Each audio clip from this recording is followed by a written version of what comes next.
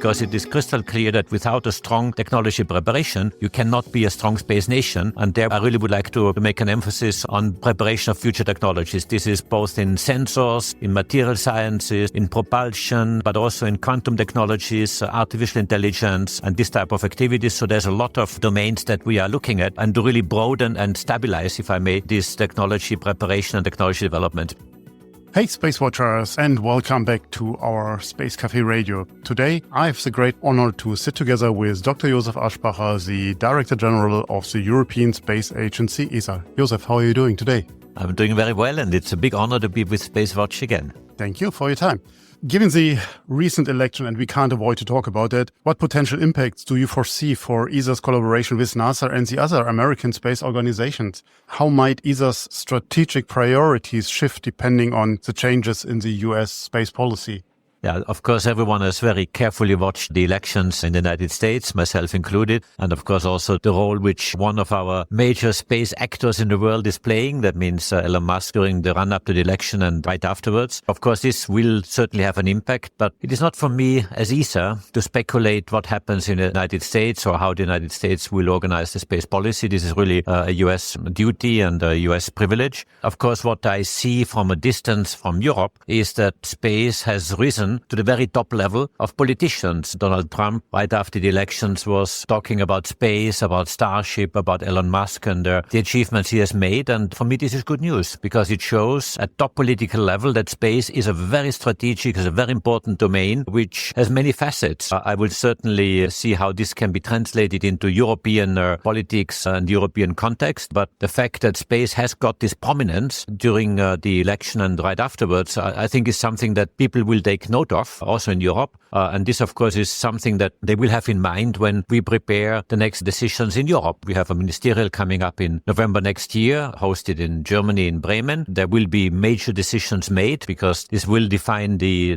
future of space in Europe for years to come. The European Commission is having a new commissioner for defense and space, where space is for the first time part of his title. So I see this really as very good boundary conditions to give prominence to space, which it really deserves. And then, of course, my argument will be that Europe has to step up, has to make sure that we are competitive, that we keep leading in some of the programs. We have some of the world's best programs, but also that we need to keep playing this role, because if we don't, then there's a risk that our industry will suffer from it, that we cannot deliver the data, the information for science, for society as we need to. So there's a lot at stake. And I think this, what we have seen in the United States, has made it so visible and so clear that, yes, space is a domain of top priority. And yes, Europe cannot ignore that. The opposite, Europe should continue playing its important part in the global context. 2 years ago, you initiated a group, the High-Level Advisory Group. So in last year, the HLAG submitted a significant report on Europe's autonomous space capabilities.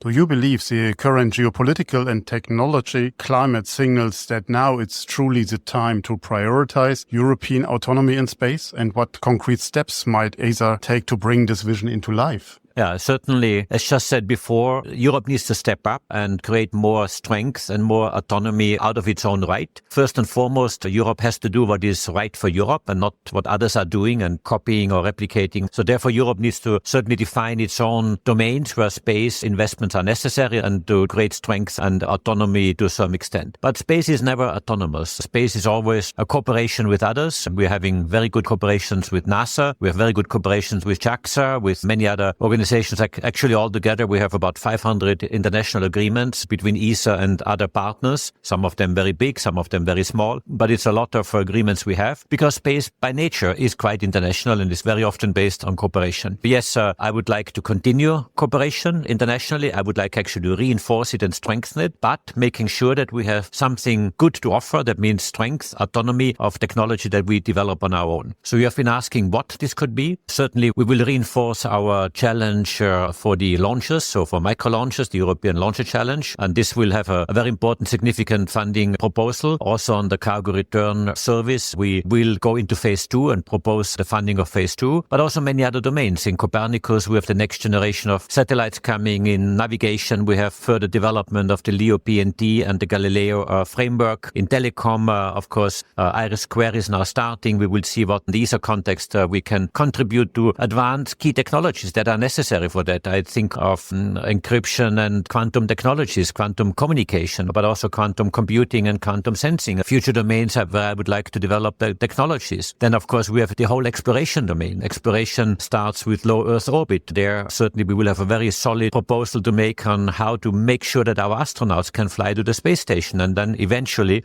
in the future, to commercial space stations. We are participating in the Artemis program. We have there commitments that we have already started, and now we will continue the funding for it. We have projects for the moon. We have Argonaut and Moonlight, which we have already started, but we need further commitments to make. And, of course, also on Mars, we will continue with ExoMars to make sure that it is ready on time for launch in 2028, as we have already decided at the Ministerial 2022. Plus, space safety. We will have a new mission on Ramses, which will be a new mission, but certainly making good use of the experience from Hera, which is now on its way beyond Mars towards Dimorphos. And we will have space weather. We will have space safety. We will work on debris removal. We will work on in-orbit servicing and many technology domains. So it will be a very rich, a very full portfolio of different activities. And yes, I think it is absolutely necessary that Europe keeps investing in future technologies. ESA will also work very closely hand in hand with the European Commission. They are preparing the next MFF, the Multi-Annual Financial Framework from 2028 onwards. And this is one message I got also from my member states, that while we prepare the Ministerial 2025, of course, we should work very closely with the European Commission to see the European Union funding could be. Of course, decisions will only be made later, but also how the ESA contribution and the European Union contribution could be well coordinated so that it is the most efficient use of taxpayers' money for the investments, and therefore having a frame where funding from the outside could be achieved through venture capital or other funding sources in order to complement some of our activities. I would like to circle back a bit on resilience in space for Europe. So space is becoming, and you mentioned it, an increasingly contested domain, and the importance of resilience is growing for all of us. So how is ESA working, and you mentioned a few of these aspects, to ensure Europe's resilience in space, especially in the face of these current political conflicts and cybersecurity threats?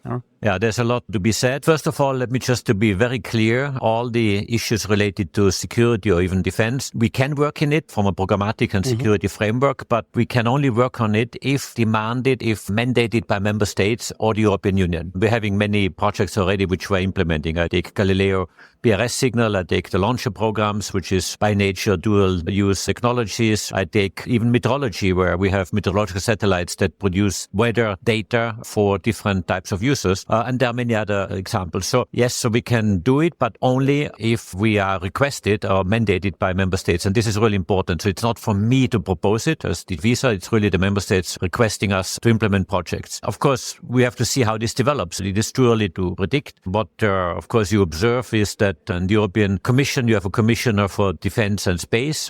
And this has yet to be understood what this means and how this translates into programs and what the role of ESA might be. This is for the Commission to decide and to assess. But if you have recently heard the hearing, for example, of the commissioner designate, then of course you pick up a few elements that may be in the making. And certainly one statement I think was very important. He said that he would like to see more funding in the next MFF for space, but also defense or defense and space. And I think this is good news overall, because we have to see how we can step up space in Europe. And for me, this is a very important element. So, but that will be then an increased budgets on the EU side, not necessarily on the ESA side when it comes to defense, correct? We do not know what the ESA side will be. We are preparing the proposal right now. First of all, the content is yet defined, is yet discussed with member states. It's too early to say what and how much this will be. Whether any of this is related to security or resilience aspects, I do not know. This is really something where member states need to mandate us. But yes, I think certainly the discussions will be quite interesting. It's more important to realize and make sure that our portfolio that we do as ESA is serving European citizens, but is also coordinated with the preparations of the European Commission. And I think this is for me the most important aspect, that the ESA Ministerial Conference content is certainly advancing space in Europe and is ultimately for the benefit of our economies, our countries and our citizens. At the recent ESA Council meeting 2 weeks back, if I'm not mistaken, you announced a 70 million euro contribution from Germany towards the Navis program and others. Could you clarify where this funding originates and the primary goal for its use within the ESA framework? Yeah, where it's originating, I do not know. This is some sources, of course, within the budgets, but this may be already commitments that have been made but announced to us. So this I cannot comment because simply I do not know its source.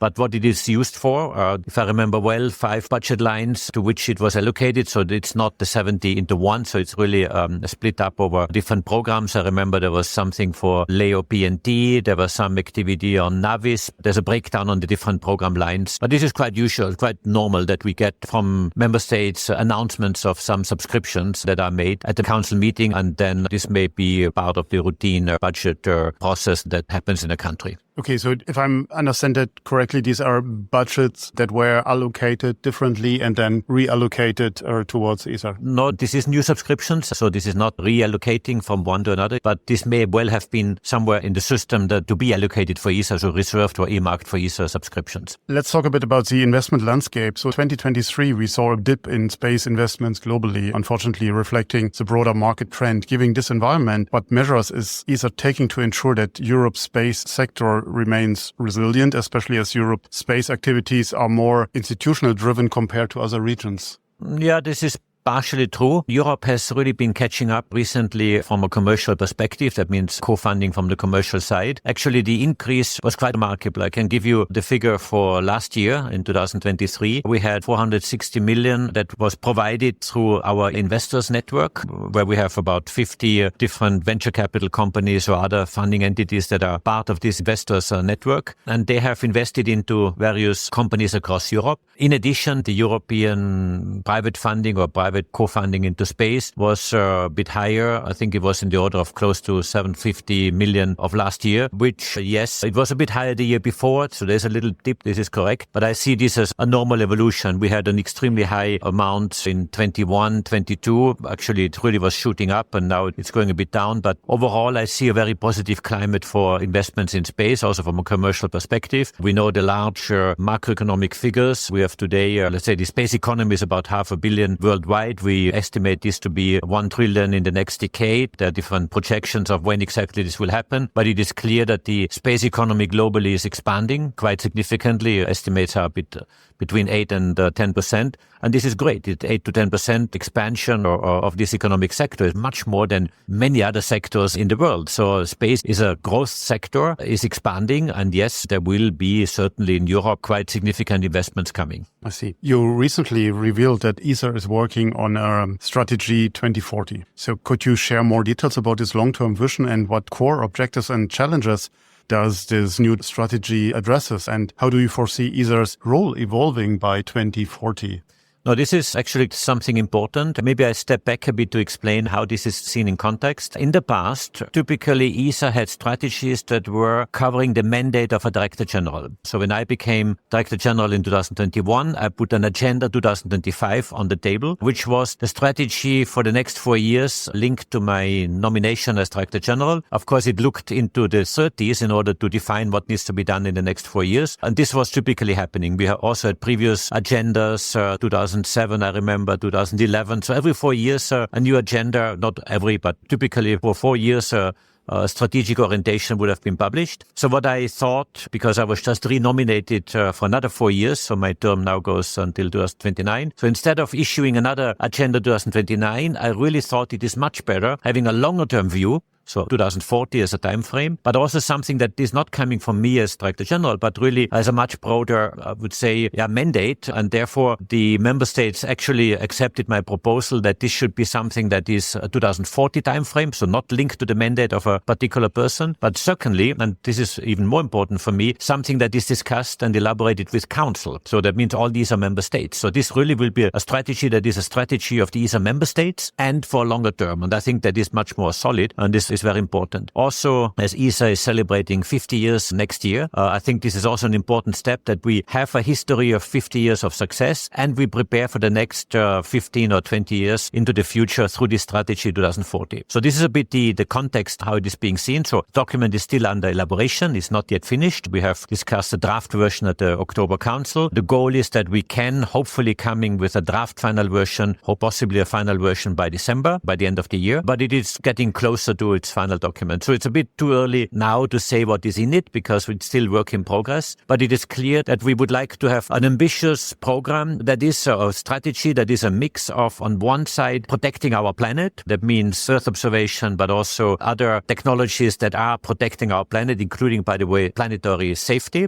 On one side, you have an element that is the economic aspect, so the commercialization, that public funding should create future funding opportunities and future businesses. You have certainly one element that is talking about resilience, to make sure that space is also used for resilience and security and safety of people. And then you have a last element, I call it the inspirational one, that space, of course, as a uniting factor, is inspiring people, is attracting talents or keeping talents in Europe. So these are the 5 big lines that we have identified as goals for the strategy 2040. And within this, we have a lot of objectives that are individual objectives with some measurable progress that we can see along this line. So it is quite an important document, but will be quite an important document. We do it together with member states. So therefore, it is still work in progress, but I really look forward when we have it, because that will be a very solid foundation based on which we then prepare the Ministerial 25, Ministerial D8, our cooperation with the European Union, and all the activity that we are putting on the table. All of the topics you just mentioned sound very familiar. There were various programs or agendas also on your way under your leadership. What's really new then in that? It sounds it's reshaped the content that was there. There's nothing wrong with what is in the Agenda 25 today. I think it's a good starting point. What I'm saying is I think we have laid the foundation through Agenda 25, and to really see how this can be upscaled, continued for the next decade. So 2040 being one of the time horizons that we look at. And then, of course, you have to go to the next level of detail, if I may, to see where we put an emphasis. And it is clear that protection of our planet will always be an emphasis for Europe. We have been really building up a very strong capacity. Exploration is something that will increase and will certainly get more prominence and more activities. There's a lot of activities planned towards the moon. Astronauts by 2040. I really hope that we have a European astronaut on the moon surface, building infrastructure and activities there with all the research that we are doing in order to support that. Of course, the ISS by 2040 will not be there anymore. There will be a commercial set of stations. Of course, this is something we prepare for the future, but always having in mind where European industry can thrive and can develop opportunities. And certainly one fundamental point that we have been discussing quite significantly is the preparation of critical key technologies which Europe needs to be more autonomous, more independent, and therefore stronger in future space programs. Because it is crystal clear that without a strong technology preparation, you cannot be a strong space nation. I really would like to make an emphasis on preparation of future technologies. This is both in sensors, in material sciences, in propulsion, but also in quantum technologies, artificial intelligence, and this type of activities. So there's a lot of domains that we are looking at, and to really broaden and stabilize, if I may, this technology preparation and technology development, because they are so critical, and this is what helps Europe. And we've developed these technologies. Of course, industries will pick them up and build services and elements out of it. There's one last point I would like to mention, since you asked what is different. One point I notice, looking at the European landscape of space, Europe is extremely good in engineering and developing infrastructure. That means satellites, propulsion. We are extremely good from an engineering perspective. Quite often these are one-off satellites or one-off products. And I would like to introduce also the notion of multiplying it and helping industry, not for us as ESA, but helping industry to make large numbers out of it. Constellations of satellites in telecom, in Earth observation, in different domains, so that we help them. And there are many steps that need to be taken into account to really operationalize space, which goes, of course, hand in hand with commercialization. And that's something that today is not existing, because we really have been focusing on one-off missions of top quality and very high performance, but then converting this into future opportunities of creating mass production or large numbers. So this is something that I would like to establish as well. Interesting. My last complex is around the upcoming ESA Ministerial Conference in Germany that you mentioned already. As we are looking ahead, this conference hosted here in Germany, in Bremen, what key elements do you anticipate will be at the forefront of the agenda? And how are you beginning the preparation? And what outcomes are you hoping to achieve for Europe's space future? I mean, there are many things I expect, and all of this is in preparation. So I cannot say that the ministerial will look like this or has these and these elements or these programs, because all of it is being discussed right now with the member states for either in program boards or at council level. Also industry, of course, is consulted on some of these aspects to see a bit what impulse and what new elements come from industry. So it really will be a very wide spectrum and a very rich program. But of course, we will focus on those elements where we have a European strength and where Europe wants to excel and really really developed top technology and something that is quite outstanding. I recall that both for Copernicus and Galileo, we have top programs developed over 20 years or more than 20 years. And this is something that is not coming by itself. I would certainly like to see that we can plant the seeds for future major programs or maybe even future flagships. Also, these are ministerial. And this is something that we need to discuss. I don't want to preempt this discussion, but certainly something that needs to be done. Another point I would like also to combine or to see is that space in Europe or worldwide is in a major transformation. We are seeing things very loud, very clearly in the United States on how this is working. I'd like to make sure that also if there's a transformation needed of the setup of space, how we work with the European Union, how we work within ESA, become more agile, faster, more dynamic, therefore helping industry better in implementing future activities, having more anchor customer procurements in domains where there's a commercial market coming in the future, but us helping industry to build up this strength. So this transformation process, which has to do with speed, agility, supporting access to funding. So this will certainly be a priority as well. Of course, on one side is a ministerial of new programs and new activities. Very clear. We need to collect the funding to do that, but also a ministerial of transformation where we transform also the way how we work with industry and how we interface. And these two things go hand in hand and probably a bit more at the next ministerial than in the past because the transformation around us is going so fast and we cannot ignore what happens. The opposite, we should lead the process and therefore make sure that we are fit for the future. And this is certainly also on the agenda. Dr. Aschbacher, thank you very much for your time. I wish you good luck with the activities on your agenda. It seems not to be boring in the next months to come, and see you soon. It's not boring. Thank you so much. But there's so much to do. And I thank everyone who listens to this to help us doing it. Thank you. And if you have further questions, reach out to us at radio@SpaceWatch.Global. If you like these or other episodes of Space Café Radio, leave us a rating on your preferred podcast platform. It is the currency of today. And if you want to stay on the pulse of the space industry, please visit our website at www.SpaceWatch.Global and subscribe to our newsletters. And of course, don't forget to become a Space Watcher. I'm Thorsten Kriening, publisher at SpaceWatch.Global, your independent perspective on space.